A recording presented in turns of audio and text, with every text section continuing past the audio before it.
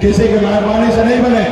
हमारे पास 4-4 विधायक बना था, हमारे पास सरकार का चाबी था, हम जिनको चाहते उनको बिहार का मुख्यमंत्री बना सकते थे, लेकिन हमने ईमानदारी से बिहार का मुख्यमंत्री नीतीश कुमार जी को बनाया।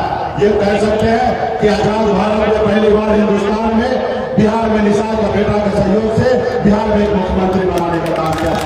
ये हमारी पहचान है। और ये कैसे हुआ? कब हुआ? जब आप अपने हक अधिकार के लिए रोड पे उतरे, जब आप अपने हक अधिकार के लिए आप लड़ाई लड़े, जब आपने अपना नेता को, अपने सनातन को अपना नेता माना, अपना भाई माना, अपना बेटा माना, तब हमने ये किया है साथियों। अगर इसी तरीके से आने वाला समय मेरी मजबूती से लड़ते रहेंगे तो निश्चित तौर पे बहुत ही जल्दी 2024 से पहले मोदी जी निषाद का आरक्षण लागू करेगा। अगर निषाद का आरक्षण लागू होगा तो निषाद का बेटा भी कलेक्टर, वीडियो डॉक्टर, इंजीनियर होगा साथियों। इसके लिए हम सभी को एकजुट होकर लड़ाई लड़ना है। आज संकल्प के 50-55 दिन हुआ है। अभी दिल्ली ऐसे ऐसे हिलने लगा है, दिल्ली हैरान है, परेशान है कि क्या हो रहा है।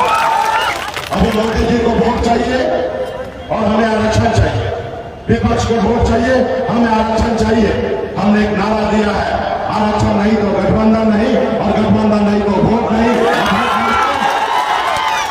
वोट नहीं तो दिल्ली का सरकार नहीं साथियों। इसलिए साथियों सिर्फ अपने आने वाला पीढ़ी के लिए लड़ाई लड़ना है। आज आप जितने गरीबी में, जितने लाचार में आप अपनी जिंदगी जी रहे हैं, क्या आप चाहते हैं कि आपके बच्चे ऐसी जिंदगी जिए? आप नहीं चाहते हैं कि आपके बच्चे भी अच्छी जिंदगी जिए जैसे दूसरे समाज के लोग अच्छी जिंदगी जीते हैं? अगर आप चाहते हैं कि आपके बच्चे अच्छी जिंदगी जिए तो उसके लिए कौन लड़ेगा? इसके लिए आप ही को लड़ना पड़ेगा, मुझे ही लड़ना पड़ेगा। आज मैं लड़ाई इसलिए लड़ रहा हूं कि मैं निषाद कुल में जन्म लिया, मैं अपने आप को संगत वाला कहता हूं, और ये निषाद समाज को मैं अपना जात नहीं, मैं अपना परिवार मानता हूं साथियों, अपना परिवार मानता हूं। इसलिए लड़ाई कर रहा हूं। आज तक कोई आपकी लड़ाई लड़ने के लिए आया, या ब्राह्मण हो, या कुम्हार हो, या लालाजी हो, या कोई दूसरे समाज के लोग आज तक लड़ाई लड़ने के लिए आया? कोई नहीं आया साथियों, और आने वाला 100 साल तक भी कोई आएगा नहीं लड़ने के लिए। अगर आप अपने बच्चे का भविष्य अच्छा देखना चाहते हैं तो आपको भी सर पे कफन बांध करके मैदान में उतर के अपने आप को दिखाना पड़ेगा कि मोदी जी हमारा हर हक अधिकार आरक्षण दीजिए, तब हम आपके साथ हैं, वरना हम आपके साथ नहीं है। आज आप देखते होंगे कितना लाचारी से आप जिंदगी जी रहे हैं। लोग चांद पे घर बनाने के लिए जा रहे हैं, लेकिन आज आपके लोगों के लिए रहने के लिए घर नहीं है। आज आपके घर में बच्चा तो जन्म लेता है, लेकिन इलाज का अभाव में मर जाता है। बच्चा तो जन्म लेता है, लेकिन बचपन से लेकर बुढ़ापा तक वो गुलामी की जंजीर को बांध कर रखता है। आप देखिएगा 4 महीने के बाद ठंड आएगा, दिसंबर जनवरी का महीना ठंड होता है। लोग घर से नहीं निकलते हैं, लोग रजाई से नहीं निकलते हैं, लोग कंबल से नहीं निकलते हैं, लेकिन उसी समय में आपका भाई, आपका बेटा, आपका पिता क्या करता है? घर से बाहर निकलता है, ठंड में पानी में उतरता है, मछली मारता है, तालाब में, झील में उतरता है। ऐसी ठंड में, जिस ठंड में इंसान का भूख को जमा दे, ऐसी ठंड में उतरता है, फिर मछली मारकर बाजार में बेचता है, तब जाके 10 रुपया होता है, और फिर उसके घर पे चूल्हा चलता है। तो साथियों ऐसे कष्ट से, ऐसे तकलीफ से अगर दूर होना है तो आपको संघर्ष करना पड़ेगा। आज बताइए ना, इस देश में जाति के आधार पर अमीरी गरीबी है ना? आज निषाद के बीच में जाइए, आपको 95% लोग गरीब नजर आएगा, 5% लोग सही नजर आएंगे। लेकिन वही ब्राह्मण में जाइए, भूमियार में जाइए तो 95% लोग अमीर आएंगे और 5% लोग ही गरीब नजर आएंगे। तो साथियों ये कैसे हुआ? ये ऐसे हुआ कि उन्होंने अपने बच्चे के लिए हक अधिकार के लिए लड़ाई लड़ा, संघर्ष किया, अपने बच्चे को पढ़ाया लिखाया, चालाक बना, और आप दुर्गम रह गए। इसके कारण आज आप गरीबी के जंगल में कहीं ना कहीं आप बैठे पड़े हैं। तो इसलिए साथियों संघर्ष कीजिए, लड़ाई लड़िए। जब लालू जी के पास बल आया, लालू जी मुख्यमंत्री बने तो उनके समाज को फायदा मिला कि नहीं मिला? मिला। अगर कल आप भी अगर मुख्यमंत्री बनेंगे तो आपके भी समाज को फायदा मिलेगा। जब मंत्री था तो 90% में अनुदान दे रहा था विभाग में लोगों को, गरीब लोगों को 10 लाख का गाड़ी अगर खरीदना रहता था तो 9 लाख रुपया सरकार देता था, सिर्फ 1 लाख रुपया गरीब किसान को भरना पड़ता था। लेकिन आज हम मंत्री से हट गए तो उन्होंने क्या कर दिया? आधा कर दिया, 60% कर दिया। जहां हम कल 200 करोड़ का बजट रखते थे वहां 25 करोड़ का बजट कर दिया है। ये क्यों कर दिया? क्योंकि वो जो मंत्री है वो आपका नहीं है।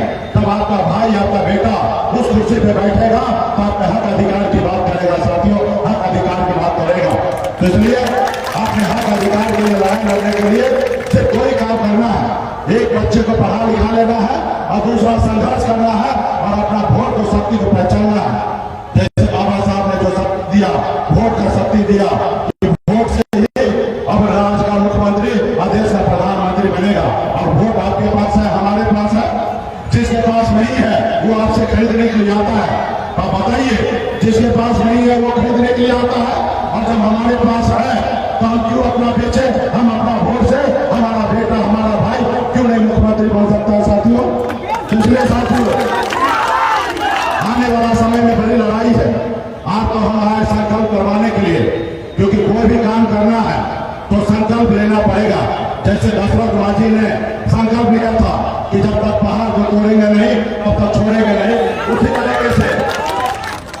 तरीके से आपको भी संकल्प लेना पड़ेगा कि जब तक आरक्षण नहीं लेंगे तब तक हम लोग चैन से नहीं बैठेंगे, तब तक हर अधिकार नहीं लेंगे, तब तक दिल्ली वाले को नहीं छोड़ेंगे। ऐसे लड़ाई लड़ेंगे साथियों, और इसके लिए संकल्प लेना है।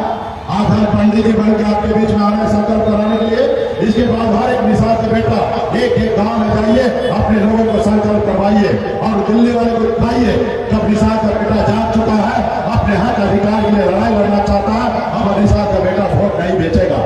क्योंकि दिल्ली वाला जो है उनको गलतफहमी है, उनको लगता है गरीब किसान का बेटा है, ये कितना लड़ेगा, कितना चिल्लाएगा। जब चुनाव का समय आएगा ये समाज के लोगों को 200 रुपया दे देंगे, अपना वोट खरीद लेंगे। तुमको बताना पड़ेगा कि मोदी जी 2090 वाला निषाद नहीं है, ये 2023 वाला निषाद है। जो हर निषाद के बेटा के हाथ में मोबाइल है, वो देख रहा है देश दुनिया कैसे तरक्की कर रहा है, कैसे लोग आगे बढ़ रहा है और हम कैसे पीछे हैं, और वो देख रहा है कि अपने समाज के लिए कैसे लड़ाई लड़ेंगे। तो इसलिए मजबूती से लड़ाई लड़ना है। और इस बार तो हमने ऐसा दबाव बनाया है, आपने देखा होगा कि कोरोना काल में देश के डॉक्टर ने एक वैक्सीन बनाया था, और वैक्सीन बना था देश के लोगों को सुरक्षित करने के लिए। इस बार हम ऐसा वैक्सीन बनाए हैं ना, ऐसा दबाव बनाए हैं कि जितना वैक्सीन लगाइएगा उतना मोदी जी का खुशी मिलेगा, और जितना मोदी जी का खुशी मिलेगा ना उतना मोदी जी डरेंगे, और जितना जल्दी डरेंगे उतना जल्दी निषाद का बेटा का आरक्षण करेंगे।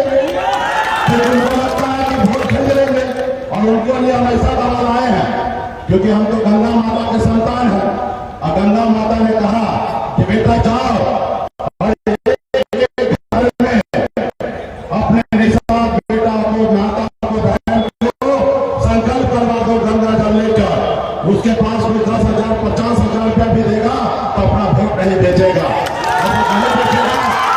तो दिल्ली वाले को पता चलेगा कि अब ये समाज को वोट बिकेगा ही नहीं, और 50,000 में भी नहीं बिकेगा, और वो डरेगा, और जब डरेगा तब आरक्षण करेगा साथियों। इसलिए साथियों मजबूती से लड़ना।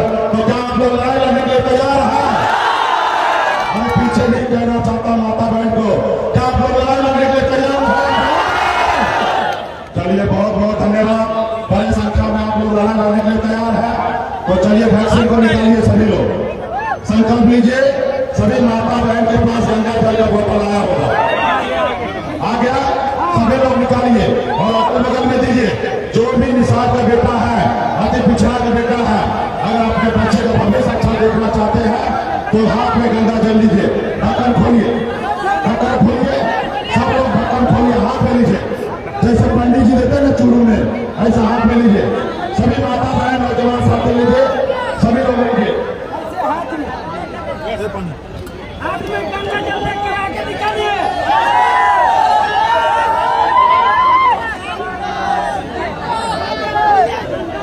सब ले लिया। चलिए ऐसे जैसे पहले आप लोग निकालिए, आगे रखिए, हाथ में रखिए।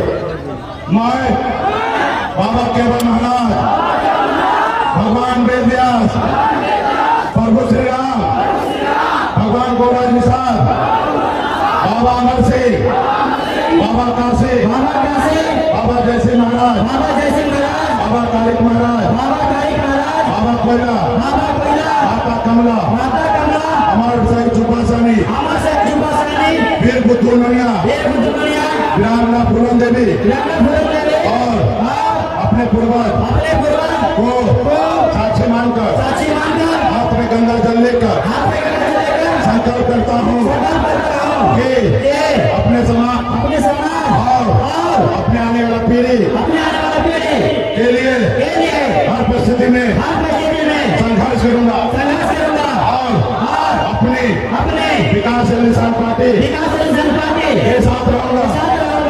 पार्टी जो निर्णय लेगी हम उस निर्णय के साथ रहेंगे।